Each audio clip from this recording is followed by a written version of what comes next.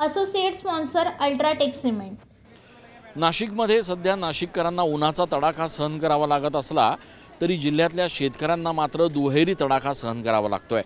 एकीकडे उन्हाचा प्रचंड तडाखा आणि दुसरीकडे आपल्या शेतामध्ये उभे केलेले जे पिकं आहेत, खास करून भाजीपाल्यांचे पिकं, ते पूर्णपणे जळून खाक होत आहेत। परिणामी आवक सध्या बाजारांमध्ये कमी आहे आणि भाजीपाल्यांचे दर देखील त्यामुळे वाढलेले आहेत। ही एक कोथिंबीरीची जुडी जर आपण नाशिकच्या बाजारात आलात तर साधारण 50 ते 70 रुपयांपर्यंत विकली जाते। ही एक जुडी आतापर्यंत साधारण 10 ते 12 जास्तीत जास्त 15 रुपयांपर्यंत विकली जायची। मात्र सध्या ज्या पद्धतीचं प्रचंड उन्हाचं वातावरण आहे त्यामुळे भाजीपाला खराब होतोय आणि आवक जी आहे ती या ठिकाणी कमी झालेली आहे।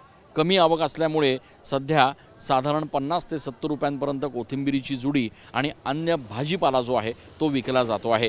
येलो अलर्ट हवामान खात्यानं नाशिक जिल्ह्यासाठी आणि उत्तर महाराष्ट्रासाठी जाहीर केलेला आहे आणि त्यामुळे ही परिस्थिती पुढचे काही दिवस कदाचित याहीपेक्षा आणखी बिकट होईल अशी परिस्थिती आहे। कॅमेरा पर्सन आकाश शेवलेसह मी चंदन पूजा अधिकारी TV9 Marathi. Associate sponsor UltraTech cement.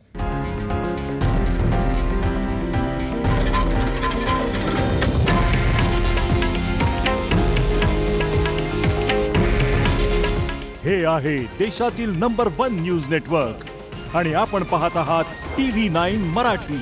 काळजी तुमची, हित महाराष्ट्राचं।